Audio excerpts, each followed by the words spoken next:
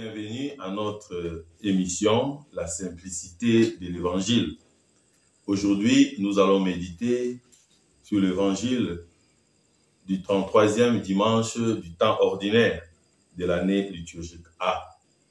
Avant de lire notre Évangile et de passer à la méditation, nous allons commencer par une petite prière. Au nom du Père et du Fils et du Saint-Esprit. Amen. Prière pour ma guérison intérieure. Père de bonté, par amour, tu nous as donné Jésus. Aujourd'hui, Père, je viens te présenter mon cœur. Jette un regard de Père sur ma vie. Toi, tu connais mon cœur et les blessures de mon histoire. Tu sais ce que je fais et le mal qu'on m'a fait. Tu connais mes limites, mes erreurs et mon péché. Tu connais le traumatisme et le complexe de ma vie. Père, je te demande de répandre ton Esprit Saint sur moi, afin que la chaleur de ton amour qui guérit pénètre au plus intime de mon cœur. Toi qui guéris le cœur déchiré et soignes les blessures, guéris-moi, Père. Entre dans mon cœur, Seigneur, comme tu es entré dans la maison où étaient tes disciples apeurés. Toi, tu parus au milieu d'eux et leur dis, la paix soit avec vous. Entre dans mon cœur et donne-moi ta paix. Remplis-moi d'amour. Donne-moi les fruits de ton esprit qui sont amour, paix et joie. Je te rends grâce, Seigneur, pour ma guérison. Comme tu es grand, Seigneur, sois béni et loué en Jésus-Christ et Marie Immaculée. Amen. Au nom du Père et du Fils et du Saint-Esprit. Amen. Évangile de Jésus-Christ selon saint Matthieu. En ce temps-là, Jésus disait à ses disciples cette parabole. C'est comme un homme qui partait en voyage. Il appela ses serviteurs et leur confia ses biens. À l'un, il remit une somme de 5 talents. À un autre, 2 talents. Au troisième, un seul talent. À chacun selon ses capacités. Puis il partit. Aussitôt, celui qui avait reçu les 5 talents s'en alla pour les faire valoir, et en gagna 5 autres. De même, celui qui avait reçu 2 talents en gagna 2 autres. Mais celui qui n'en avait reçu qu'un alla creuser la terre et cacha l'argent de son maître. Longtemps après, le maître de ses serviteurs revint et leur demanda des comptes. Celui qui avait reçu 5 talents s'approcha, présenta 5 autres talents et dit, « Seigneur, tu m'as confié 5 talents. Voilà, j'en ai gagné 5 autres. » Son maître lui déclara, « Très bien, serviteur bon et fidèle. Tu as été fidèle pour peu de choses, je t'en confierai beaucoup. Entre dans la joie de ton Seigneur. » Celui qui avait reçu 2 talents s'approcha aussi et dit, « Seigneur, tu m'as confié 2 talents. Voilà, j'en ai gagné 2 autres. » Son maître lui déclara, « Très bien, serviteur bon et fidèle. Tu as été fidèle pour peu de choses. Je t'en confierai beaucoup. Entre dans la joie de ton Seigneur. » Celui qui avait reçu un seul talent s'approcha aussi et dit, « Seigneur, je savais que tu es un homme dur. Tu moissonnes là où tu n'as pas sémé. Tu ramasses là où tu n'as pas répandu le grain. J'ai eu peur et je suis allé cacher ton talent dans la terre. Le voici. Tu as ce qui t'appartient. » Son maître lui répliqua, « Serviteur mauvais et paresseux, tu savais que je moissonne là où je n'ai pas sémé, que je ramasse le grain là où je ne l'ai pas répandu. Alors, il fallait placer mon argent à la banque, et à mon retour, je l'aurai retrouvé avec les intérêts. Enlevez-lui donc son talent et donnez-le à celui qui en a 10. À celui qui a, on donnera encore, et il sera dans l'abondance. Mais celui qui n'a rien se verra enlever même ce qu'il a. Quant à ce serviteur bon à rien, jetez-le dans les ténèbres extérieures. Là, il y aura des pleurs et des grincements des dents. Acclamons la parole de Dieu. Voilà, aujourd'hui, on nous propose cette parabole du talent. Chacun de nous, dans sa vie, dans son quotidien, a reçu des talents, a reçu des capacités, a reçu des compétences. En bref, tous, nous avons reçu quelque chose de la part de Dieu. Ce qui nous est demandé au quotidien, c'est de pouvoir fructifier ce que nous avons reçu. Travailler, aller de l'avant, produire davantage, ça fait partie des signes de fidélité. Il dira de nous, serviteurs bons et fidèles, si et seulement si nous fructifions le peu qu'il nous a donné. La quantité ici importe peu, mais c'est ce désir intérieur, ce désir personnel de pouvoir avancer, de pouvoir produire. Mais combien de fois, dans notre vie, dans notre quotidien, nous avons étouffé le talent que le Seigneur a mis en nous. Pas seulement nos propres talents, le talent que les autres ont. Nous sommes même prêts à les détruire. Mais je pense qu'aujourd'hui, en méditant sur cette parabole, en méditant sur cette parole, le Seigneur nous invite à travailler, à mettre de l'avant notre esprit d'initiative, savoir prendre les initiatives, savoir évoluer, savoir progresser. Ne pas passer tout notre temps à nous plaindre, à avoir l'impression que ce que nous avons est insuffisant, mais vraiment à mettre en pratique, à mettre en marche tout ce que le Seigneur nous donne. Nous avons la terre, nous avons la nature, nous avons beaucoup de choses, nous avons des diplômes, nous avons été à l'école. Mais combien de personnes aujourd'hui sont en train de chômer? Combien de personnes aujourd'hui sont en train de souffrir? Combien de personnes aujourd'hui n'arrivent pas à s'en sortir? Pas seulement parce qu'il n'y a pas de travail, mais parce qu'on est paresseux, parce qu'on est fainéant, parce qu'on a peur. On n'a pas le goût du risque. Il y a des gens qui facilement te disent « Mais si je fais ceci et que j'échoue, je vais faire comment ?» Il y a un adage qui dit « Celui qui ne risque rien n'a rien ». Nous devons apprendre à risquer. Le Seigneur nous a déjà lancés. En nous créant, il nous a lancés. Et il veut que nous puissions continuer à progresser. C'est comme ce petit enfant qui apprend à marcher. Au début, c'est sa maman qui lui tient la main. Petit à petit, il lui tient la main. Et à un moment donné, la maman lâche. Et l'enfant se voit en train de marcher seul. C'est un peu comme à l'auto-école. Vous prenez une voiture pour l'apprentissage, il y a 6 pédales. Le moniteur a 3 pédales, toi aussi tu as 3. Au début, tu as l'impression que tu es en train de conduire seul, mais c'est lui qui conduit. Mais à la fin, à un certain moment, un jour, il te dirait un soir, il dit non, aujourd'hui c'est toi qui as conduit. Donc, dans la vie, on apprend petit à petit. Et le Seigneur a mis en nous des talents, a mis en nous cette capacité de pouvoir aller de l'avant. Mais parfois, nous soupçonnons même celui-là qui veut nous aider. Il y a de ces personnes qui te diront, non, moi je ne peux pas faire le commerce. Non, moi tel travail, je ne peux pas. Tel métier, je ne peux pas le faire. Le Seigneur, aujourd'hui, nous invite à pouvoir mettre en pratique ce qu'il nous donne. Parce que ce qu'il nous donne, c'est comme la sémence.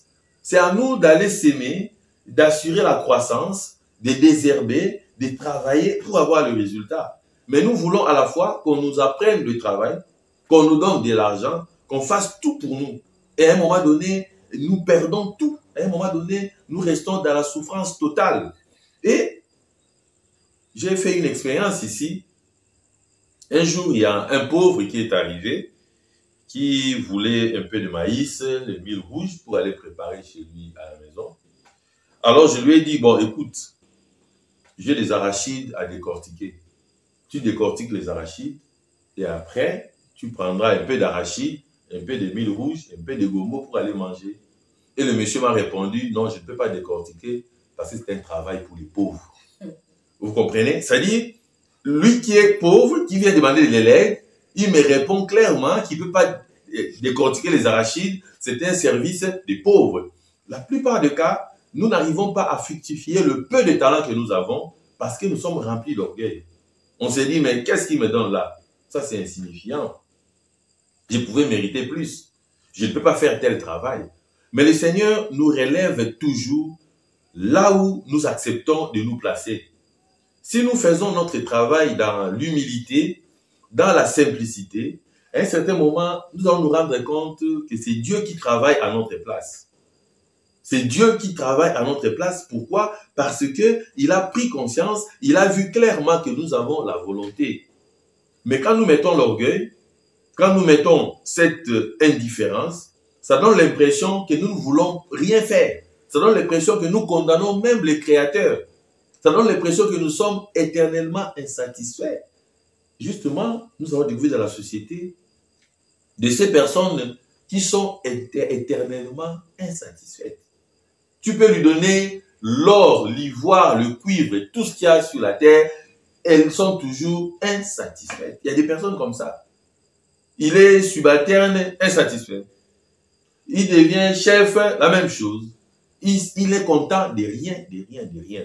Mais je pense qu'aujourd'hui, c'est à nous comme chrétiens, comme chrétiennes, à chercher à découvrir quel est notre talent. Quel est notre talent.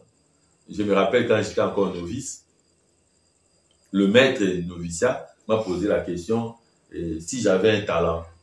Et j'ai répondu au maître, non, moi je n'ai pas de talent. Parce que moi je pensais avoir le talent, c'était chanter et jouer au football. Comme je ne jouais pas au foot très bien, comme je ne chantais pas très bien, donc je n'ai pas de talent. Mais un jour, il me trouve en train de faire la peinture. Il me dit, mais tu disais que tu n'as pas de talent, mais ce que tu es en train de faire là, c'est un talent. Donc chacun de nous a un talent, chacun de nous a une capacité, a une qualité qu'il doit mettre en avant pour avancer. Mais voilà que parfois, nous nous étouffons. Pourquoi on s'étouffe? C'est par peur. Ah, j'ai eu peur. La peur nous anéantit.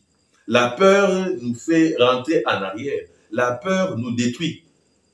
La peur enlève en nous ce goût de pouvoir oser. Hein, comme dit Saint-Eugène de Mazenod, le fondateur des Oblats, oser grand comme le monde. Et parfois, nous avons peur d'oser. Nous avons peur d'oser. Et nous vivons de façon vraiment minimaliste. Nous vivons dans la petitesse.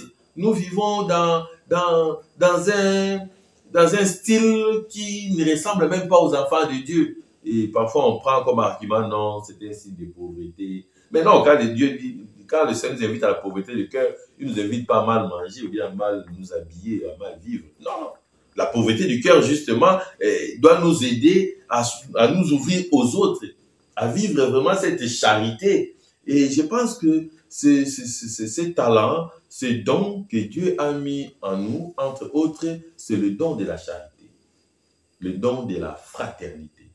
Mettre ensemble ce que nous avons, fructifier l'amour que nous avons en nous. Que cet amour puisse vraiment nous aider à faire avancer les autres. Que cet amour puisse vraiment nous aider à pouvoir répandre le grain de la foi sur la terre. Mais si on regarde la terre aujourd'hui, nous verrons que nous sommes vraiment égoïstes. Nous verrons que nous avons vraiment refusé de fructifier ce que nous avons reçu de Dieu. Nous verrons que nous sommes incapables de partager. Nous verrons que nous sommes centrés sur nous-mêmes. Nous verrons que nous ne voulons pas des autres. Nous verrons que nous ne voulons même pas que l'autre puisse progresser. Quand l'autre veut progresser, je suis mal à l'aise. Et je me dis que ce serviteur qui a refusé de fructifier, peut-être dans son cœur, il s'est dit, mais moi je vais travailler pour lui. Après, il aura beaucoup d'argent. On le voit même dans des entreprises, hein, même dans des boutiques ou bien dans des pharmacies, des hôpitaux. Quelqu'un qui travaille dans un hôpital ou bien qui travaille pour un businessman ou bien pour une autre personne, et il te dit facilement, non, s'il a l'argent, c'est grâce à moi. C'est moi qui travaille pour lui. Et après, même, il devient plus orgueilleux que le propriétaire. Mais je pense qu'aujourd'hui, nous devons comprendre que le Seigneur a besoin de nous sur la terre. Le Seigneur a besoin de nous pour pouvoir annoncer la parole de Dieu. Le Seigneur a besoin que nous puissions fructifier ce qu'il y a en nous. Que chacun de nous, au quotidien, puisse réfléchir, puisse se poser la question, j'ai quel talent? Qu'est-ce que j'étouffe en moi? Pourquoi je n'avance pas? En quoi est-ce que je peux être utile aux autres? En quoi est-ce que je peux être agréable aux autres? En quoi est-ce que je peux être une chance pour les autres? Je pense que c'est de cette façon que nous allons développer nos talents, de cette façon que tous ensemble, nous pouvons construire réellement un monde nouveau. Voilà comme introduction, comme petit partage par rapport à cette parole de Dieu. Et c'est sûr et certain que Axel ou encore Marie-Pauline pourraient avoir une ou deux questions ou encore des éclaircissements qui pourront nous permettre, nos frères et sœurs, à pouvoir intérioriser cette parole. Mon Père, nous avons dans ce passage 3 serviteurs de Dieu dont le Maître a confié des talents. Ce qui m'intrigue un peu ici, c'est l'attitude du 3e serviteur qui décide de garder son talent. Il n'est pas utilisé, il n'a pas pris le risque, mon Père. Imaginons un instant s'il était parti, puisqu'il a reçu un seul talent. S'il était parti enterrer ce talent et que plus tard il ne parvenait pas à récupérer ce talent, on devait toujours le traiter de négligent, d'incompétent. Donc il a donc décidé de garder son talent. Bon, et à la fin, le maître, il dit, il se fâche. Mauvais et paresseux. Oui, c'est le trait de serviteur mauvais, serviteur paresseux. Mais il n'est pas paresseux. Il a juste pris des précautions. C'est vrai, Axel. C'est une très bonne chose. Et il a pris des précautions en allant garder. Et je connais des gens comme ça. Il a évité le risque. Oui, il a évité les risques. Je connais des gens comme ça. Il y a de ces personnes, quand il a 5 000 francs, il prend ces 5 000 francs, il va garder quelque part et il va utiliser plus tard. J'étais encore étudiant. J'avais un ami qui avait ses 10 000 francs, qui est allé garder au fond de son lit. Et malheureusement, à la fin de l'année, quand il est allé prendre ses 10 000 francs, il a trouvé que les souris avaient tout rongé. Alors il s'est mis à pleurer. Alors nous nous sommes dit, mais tu avais 10 000 francs dans ta chambre, mais tu souffrais ici. Tu mangeais mal. Et justement, il y a cette attitude à refuser de prendre le risque. Mais au fait, c'est une attitude qui nous pousse à refuser même la charité. Vous verrez même dans nos maisons, il y a de ces personnes qui ont de l'argent, mais qui souffrent copieusement, qui ne mangent même pas bien, qui ne s'habillent même pas bien, qui souffrent, qui sont à l'hôpital, mais on ne sait même pas trouver l'argent pour les remèdes, parce qu'il n'a pas d'argent. Mais il a des millions. Il a des millions cachés. Il a gardé son talent. Pourquoi?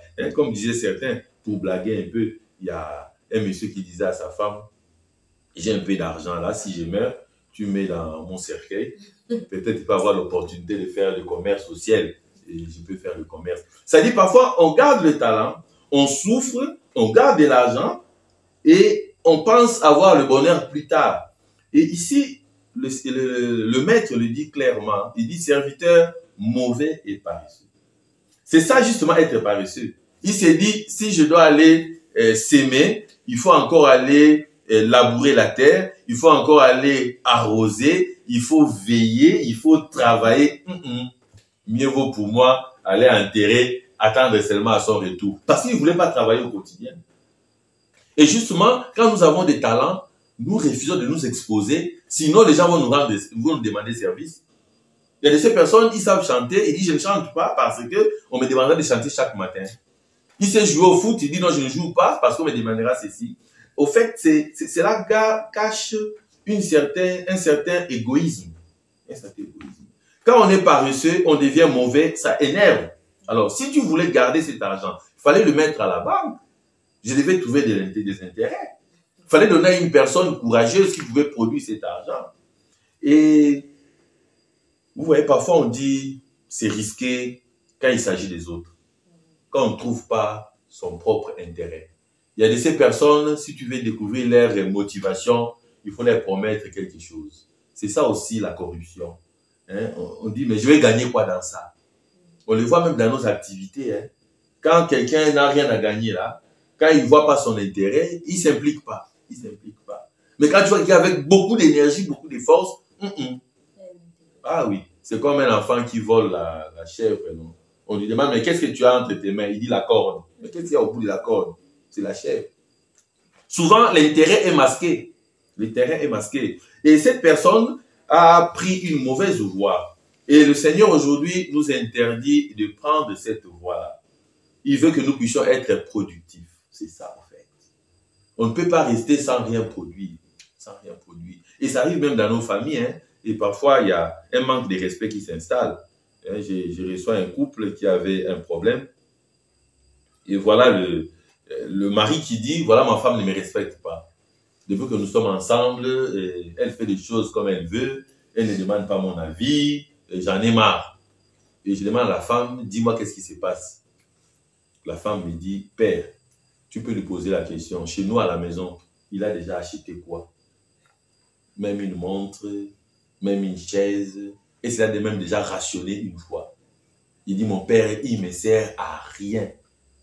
Il ne me sert à rien. Et parfois dans la vie, quand nous refusons des produits, nous ne servons plus à rien. Et on doit négocier pour qu'on soit respecté. On doit négocier. Mais chacun de nous a un petit talent. Et ce talent, ce n'est pas la richesse. Ce n'est pas seulement de l'argent. Je suis dans une famille. Je peux balayer la cour. Je peux faire la vaisselle. Je peux aider les enfants au devoir. Je peux aller au marché. Chacun de nous a quelque chose à apporter. Mais la plupart des cas, on voit des gens qui sont là, inactifs. Inactifs. Ils ne font absolument rien.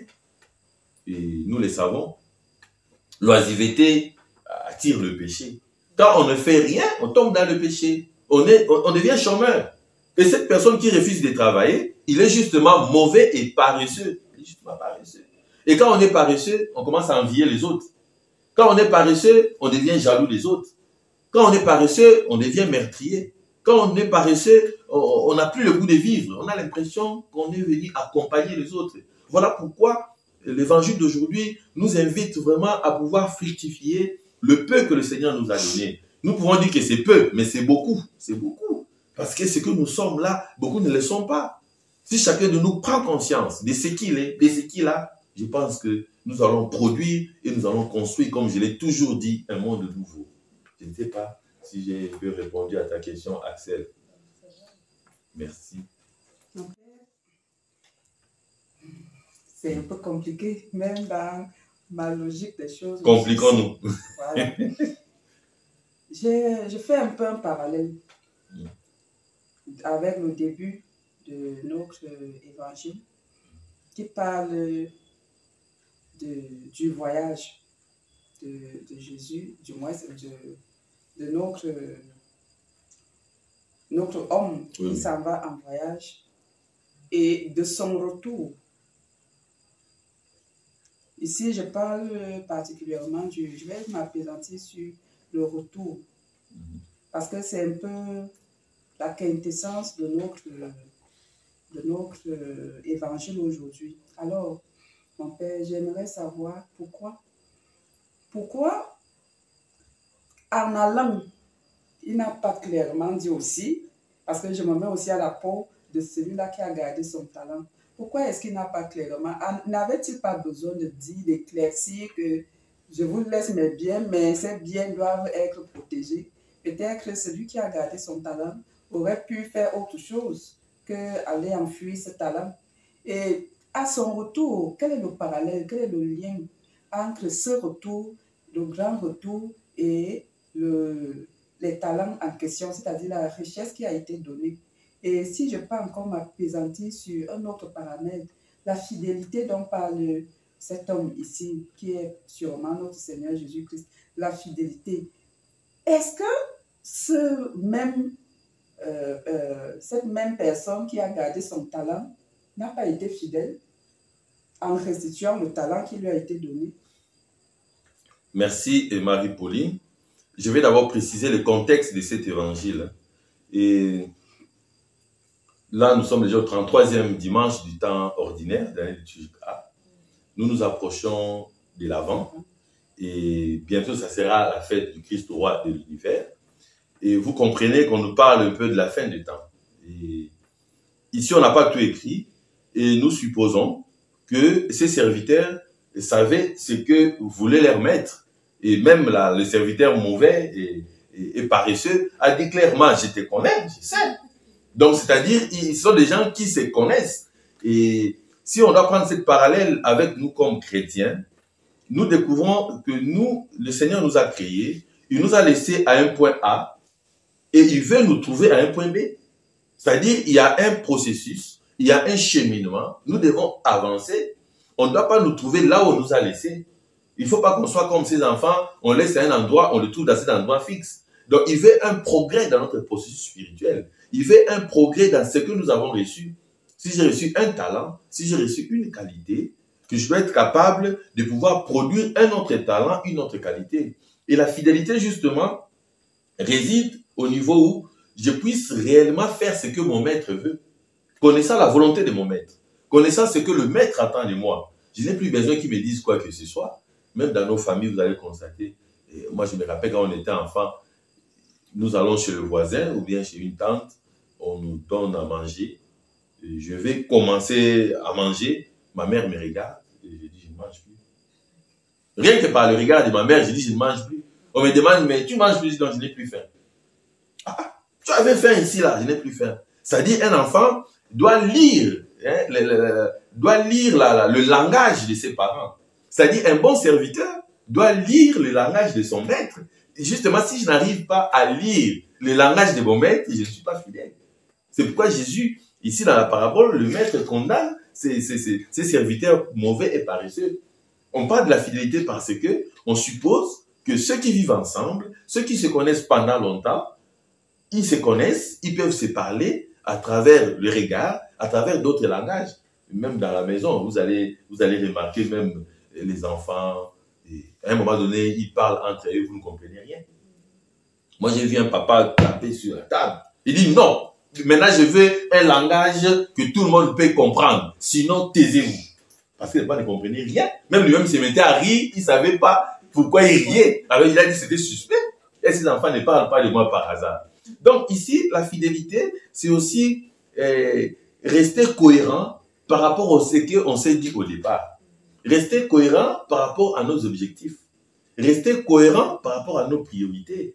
Et dans la famille, dans la paroisse, dans la société, parfois on se met d'accord sur certains principes. Mais à un moment donné, il y a un qui fait des choses à sa façon. Il dit non, bon, je n'ai pas voulu agir ainsi, sinon tu allais t'énerver. Mais on s'était dit quoi? On s'était dit quoi? Parfois, on veut se cacher derrière le fait de ne pas blesser l'un ou l'autre, mais justement pour se placer du côté du plus fort pour détruire le plus faible. Pour détruire le plus faible. Il y a même dans nos discussions, dans nos assemblées, au moment où on doit prendre part pour nos frères qui sont martyrisés, pour nos frères qui sont torturés, parfois quand on a déjà pris son argent, on a déjà pris ses intérêts, on s'est dit non, je n'ai rien à dire. Je n'ai rien à dire. Et pourtant, on a à dire. Simplement, on refuse de dire quelque chose. Simplement, on refuse de produire. Simplement, on refuse de sauver celui-là qui est en train de périr. Et je pense que ici, par rapport à ta question, nous, comme chrétiens, comme chrétiennes, nous devons attendre le retour du Seigneur tout en acceptant de faire ce qui est bien. Tout en acceptant de continuer à pratiquer la charité. Le Seigneur, en partant, il nous laisse la charité. Comme le fondateur des Oblats, Saint-Eugène de Mazenod, en mourant, il disait « Pratiquez parmi vous la charité, la charité, la charité. Et au dehors, les zèle pour le salut des âmes. » Le Seigneur nous a laissé la charité. Il nous a laissé la foi. Il nous a laissé l'amour. Mais moi, je prends cet amour, je prends cette charité, je prends cette foi, je vais cacher ça dans ma chambre. Et quand il revient au dernier jour, je dis, bon, Seigneur, ta foi, ta charité, ton amour est là, tu prends. Je sais que tu récoltes même là où tu n'as pas sémé. Non, je n'ai pas travaillé. Parce qu'il m'a laissé ces qualités-là justement pour pouvoir le fructifier, pour pouvoir le pratiquer avec mes frères et sœurs, pour pouvoir être vraiment utile à la société. Voilà un peu ma réponse à ta préoccupation. Et on dit longtemps après. Le maître de ses serviteurs revint longtemps après. C'est-à-dire c'est un temps indéterminé. C'est longtemps là, on ne sait pas combien d'années. Comme nous le savons, pour Dieu, 1000 ans c'est comme un jour. Un jour c'est comme 1000 ans.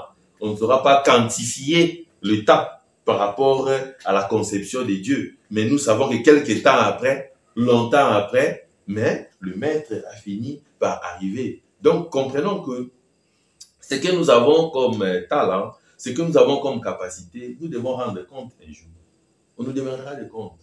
Et le moment le plus difficile dans la vie, c'est le compte. Hein. Et moi, je vois même les femmes, quand on vous envoie au marché, là, quand vous demandez l'argent, vous êtes très gentil. On vous remet de l'argent vite pour aller faire le marché. Mon retour, quand on te pose la question, mais tu peux me rendre compte, ah, tu me soupçonnes. Tu penses que j'ai volé ton argent. Mais quand tu demandais, on ne t'a pas soupçonné. Maintenant, on va les rendre compte. C'est un problème sérieux. On ne veut pas rendre compte. C'est pourquoi même dans nos pays, il y a des présidents qui ne veulent plus quitter le pouvoir parce qu'ils doivent rendre compte après. Ça devient compliqué. Au moment de prendre, c'est facile. Mais rendre compte, c'est difficile parce que nous avons dilapidé les talents. Nous avons dilapidé les dons que Dieu nous a donnés. Il nous a mis là pour être au service des autres, mais nous avons fait des choses à notre propre intérêt. À un moment donné, on ne peut plus, on ne peut plus. Parce qu'on doit rendre compte. On s'est dit, mieux vaut mourir, mais je ne rendrai jamais compte. Je ne rendrai jamais compte. Voilà un peu en quoi consiste cette fidélité. Et comme je vous ai toujours dit, cette fidélité qui donne vraiment la stabilité. Quand on est fidèle, on est stable. Voilà. Mon père, il faut rendre compte de ce talent. Nous tous, nous savons que nous sommes nés, chacun a un talent. Mais comment? Je peux avoir un talent, mais je ne connais pas quel est mon talent. Et entre-temps, je ne rends pas service aux autres avec ce talent. Il me faut rendre compte au moment venu de mon talent. Qu'est-ce que j'ai fait avec mon talent? Comment donc faire pour savoir mon talent, pour développer en moi ce talent afin de faire profiter aux autres? Le premier talent que nous avons, nous sommes des êtres créés à l'image de Dieu. Ça, c'est un premier talent. Ça, c'est déjà acquis. Nous sommes des êtres humains. Et après aussi, il y a l'accompagnement spirituel.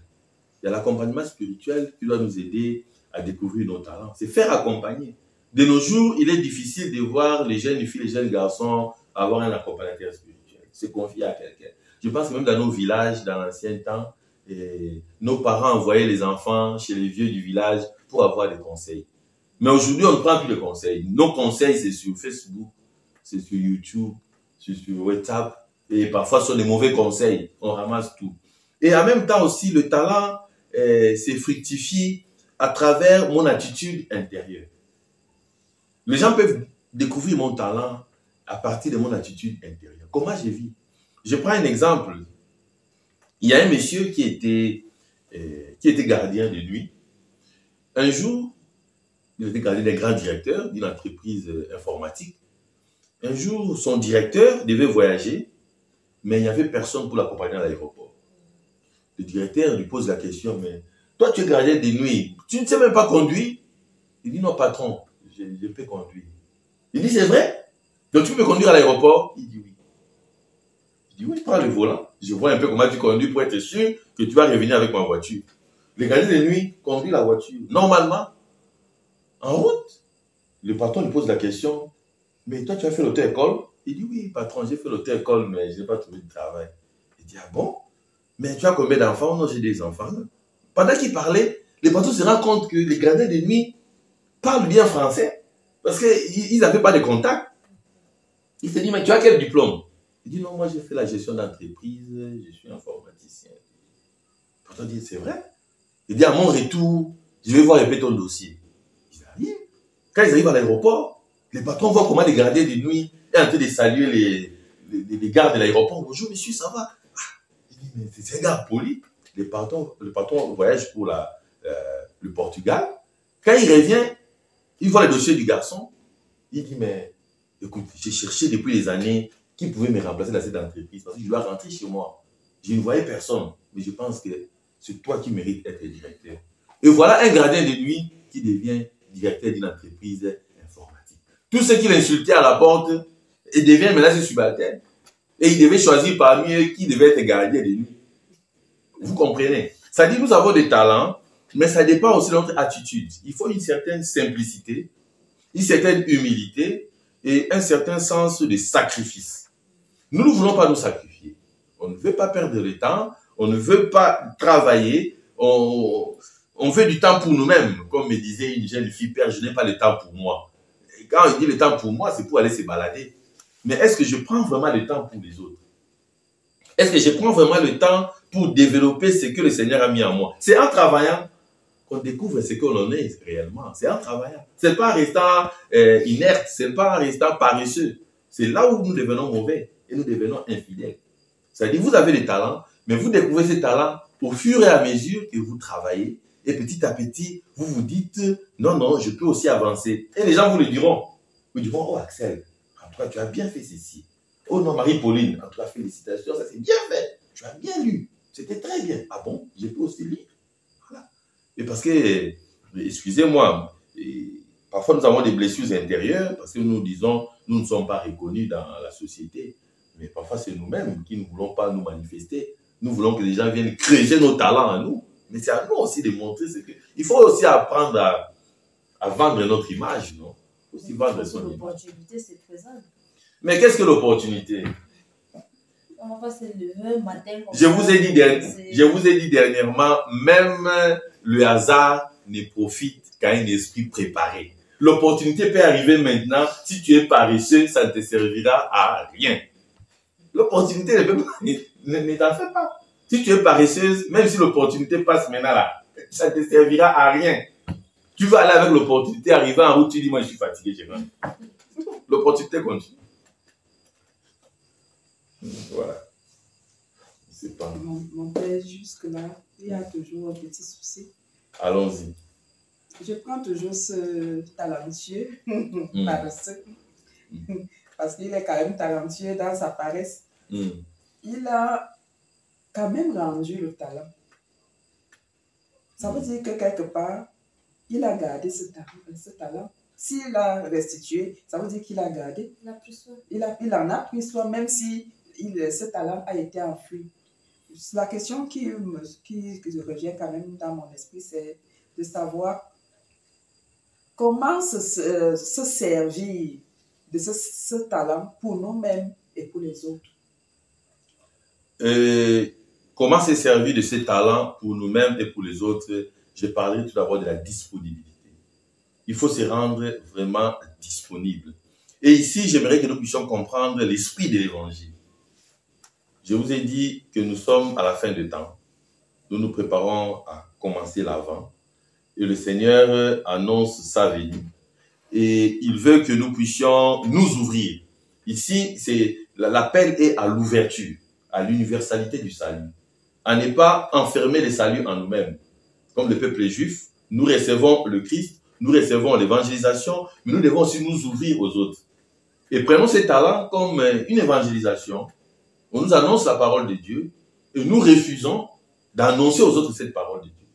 Et quand le Seigneur vient, j'ai dit la parole que tu m'avais enseignée, c'est là. Non, non, la qualité qu'il nous donne là, c'est pas la qualité pour garder. La qualité qu'il nous donne pour dire dans le langage simple, comme nous l'indique la simplicité de l'évangile, c'est la qualité pour partager. On te donne le pain pour partager. On ne va pas venir le soir, tu me dis, voilà le pain que tu m'avais donné, j'ai gardé. Non, c'était pour partager, pas pour garder. Et je pense que ici, nous comme chrétiens, comme chrétiennes, nous devons vraiment nous tenir à cet aspect. C'est vraiment très important. Tu as vraiment raison à 100%. Parce que beaucoup tomberaient dans cette prudence. Dans cette prudence. On dit donc, il faut être prudent. Il faut éviter le risque. Il faut éviter ceci ou cela. Et je me rappelle, il y a quelques années, il y avait un marché informatique quelque part. J'ai proposé à un aîné. J'ai dit, bon voilà, on peut faire ceci ou cela. Alors, la première réaction, il me dit, mais si c'est chaud, on va faire comment? Non, non, on peut pas vivre dans mode échec. Dans mode échec. On peut vivre dans mode échec. Tu peux vivre en mettant dans ton cerveau que je vais échouer. Et c'est pourquoi dans mes pensées pour la guérison intérieure, j'ai dit dernièrement, avant-hier, l'arme du moment, c'est la conviction personnelle. Il faut être convaincu de ce que l'on fait. Si tu es à la suite d'un maître, il faut être convaincu de ce que le maître te dit. C'est ça aussi la foi. Mais parfois, nous n'avons même pas foi à ceux qui nous dirigent.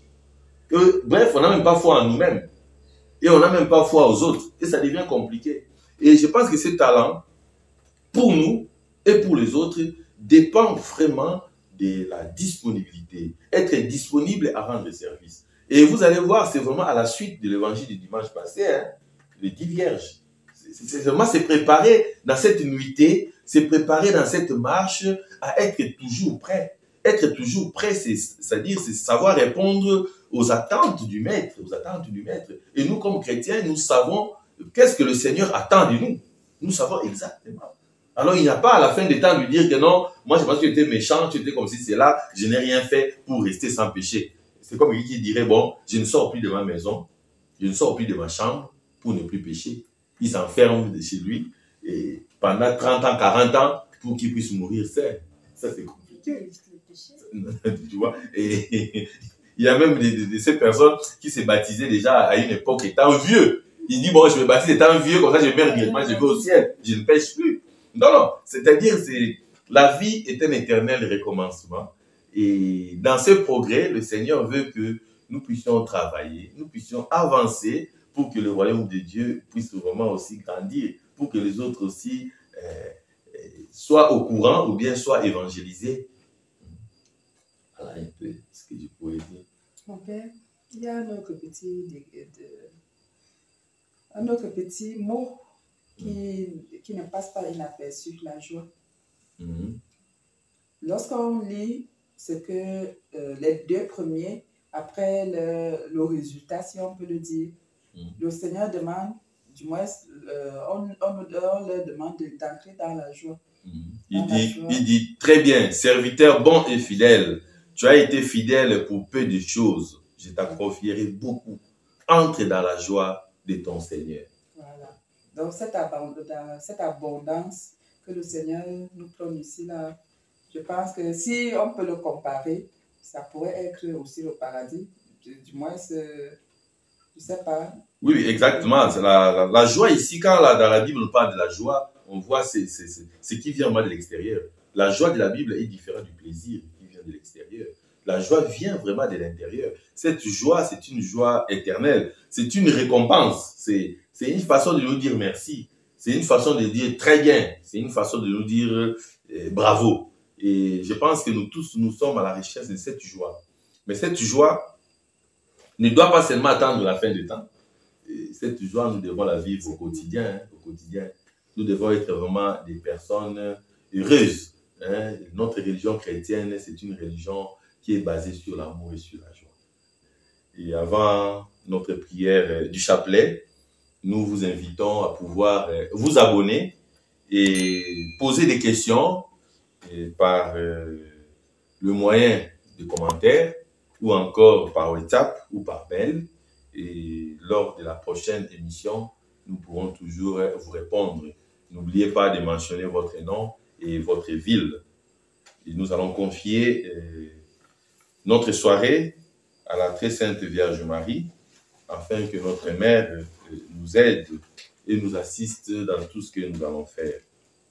Au nom du Père, et du Fils et du Saint-Esprit, je crois en Dieu le Père Tout-Puissant, Créateur du ciel et de la terre, et en Jésus-Christ, son Fils unique, notre Seigneur, qui a été conçu du Saint-Esprit, et né de la Vierge Marie, a souffert sous Ponce Pilate, a été crucifié, est mort, a été enseveli, est descendu aux enfers, le troisième jour, est ressuscité des morts, est monté aux cieux, est assis à la droite de Dieu le Père Tout-Puissant.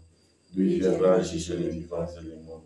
Je crois en l'Esprit Saint, à la Sainte Église catholique, à la communion des saints, à la rémission des péchés, à la résurrection de la chair et à la vie éternelle.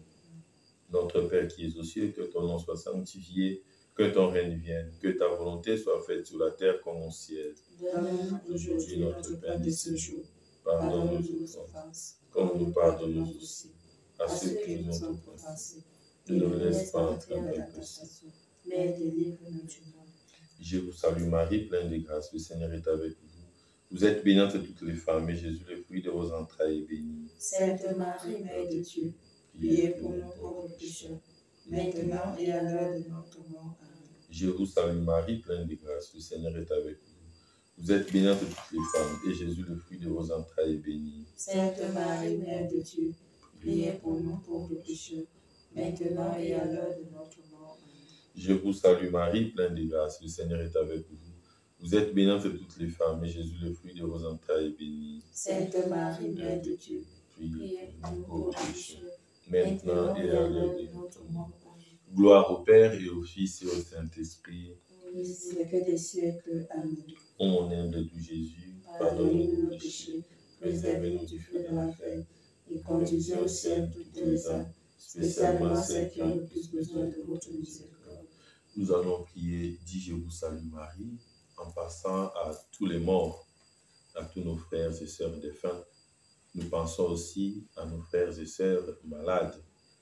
Ici, nous voulons penser plus particulièrement à notre frère Faustin qui est malade et nous pensons aussi à la fille de Maman Marie, notre cuisinière.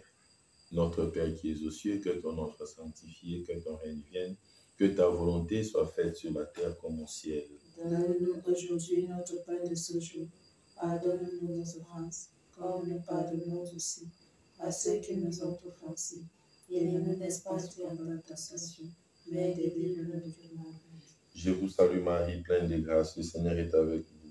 Vous êtes bénie entre toutes les femmes, et Jésus, le fruit de vos entrailles, est béni. Sainte Marie, Mère de Dieu, priez pour nous pauvres pécheurs, maintenant et à l'heure de notre mort. Amen. Je vous salue Marie, pleine de grâce, le Seigneur est avec vous.